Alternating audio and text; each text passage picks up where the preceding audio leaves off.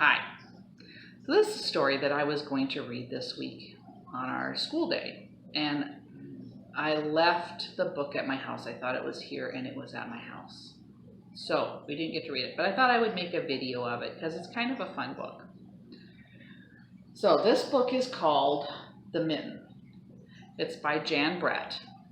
And if you like coloring sheets, and you like to color like letter coloring sheets or animal coloring sheets, those kinds of things, Jan Brett writes a lot of books for kids with animals and nature things in them. And she has a website that you can print off a lot of her pictures and color them yourself or cut them out or whatever that you want to do with them. So if you like that kind of thing, you can go to her website. It's just Jan Brett, and that's Janbrett, Jan Brett. And she's got lots of stuff on her website that you can do. We're going to read The Mitten today. And we're going to act it out while we read it. Here's the title page. The Mitten, a Ukrainian folktale adapted and illustrated by Jan Brett.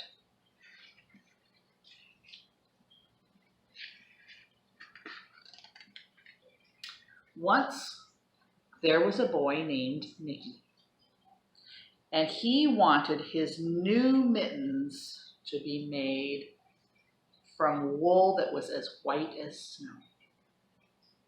Now, do you think that having snow white mittens is a good idea in the snow? Or do you think that it might cause some problems? Think about camouflage and think about things hiding when they're the same color as something else. Think about that. At first, his grandmother, Baba, did not want to knit white mittens. If you drop one in the snow, she went warned, you'll never find it. But Niki wanted snow white mittens, and finally, Baba made them. Grandmas are kind of like that, aren't they? If you want something really bad, even if mom says it's not practical, sometimes grandma will say yes. I know this. After she finished, she said, "When you come home, first I will look to see if you are safe and sound. But then I will look to see if you still have your snow white mittens." So off Niki went, and it wasn't long until one of his new mittens dropped in the snow and was left behind.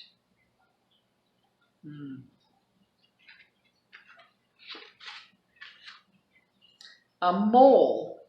Do you know what a mole is? It's a little animal that lives under the ground, digs tunnels. And a mole was walking by and he saw this nice white mitten. And he thought, oh, it looks so cozy and warm. It's just the right size. So he went in and decided to stay in there. It was nice and warm.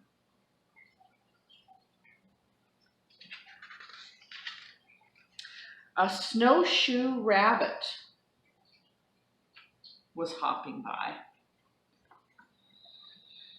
And he stopped for a moment to admire his winter coat. It was then that he saw the mitten, and he wiggled in, feet first. The mole didn't think that there was room for both of them, but when he saw the rabbit's big kickers, he moved over. Next, a hedgehog came snuffling along. Having spent the day looking under wet leaves for things to eat, he decided to move into the mitten and warm himself. The mole and the rabbit were bumped and jostled, but not being ones to argue with someone covered with prickles, they made room.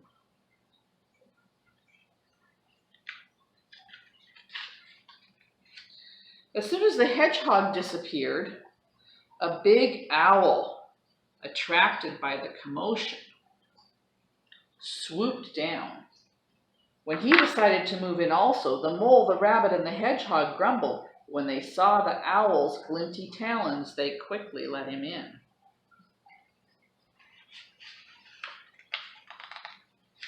Up through the snow appeared a badger. See him? He eyed the mitten and began to climb in. The mole, the rabbit, the hedgehog, and the owl were not pleased. There was no room left, but when they saw his diggers, they gave him the thumb. You can move into the thumb, Mr. Badger. There he goes.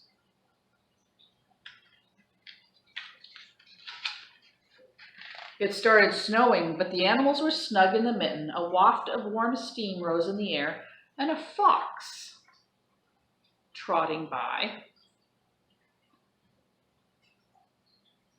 stopped to investigate. Just the sight of the cozy mitten made him feel drowsy. The fox poked his muzzle in, and when the mole, the rabbit, the hedgehog, the owl, and the badger saw his shiny teeth, it gave the fox lots of room. Think that mitten is full yet? A great bear lumbered by. He spied the mitten all plumped up, and not being one to be left out in the cold, he began to nose his way in. The animals were packed in as tightly as could be, but what animal would argue with a bear? The mitten swelled and stretched. It was pulled and bulged to many times its size, but Baba's good knitting held fast. Oh, crawl in there. Along came a mouse. No bigger than an acorn, she wiggled into the one space left and made herself comfortable on top of the big bear's nose.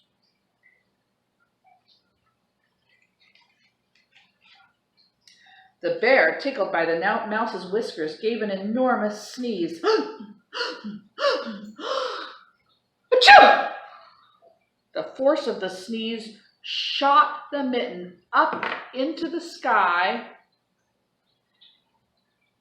and scattered the animals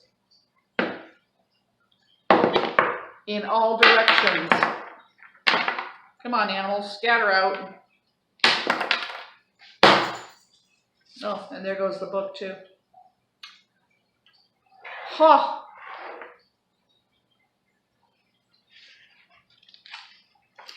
On his way home, Niki saw a white shape in the distance. It was the lost mitten silhouetted against the blue sky. As he ran to catch the snow-white mitten, he saw Baba's face in the window. First, she looked to see if he was safe and sound, and then she saw that he still had his new mittens.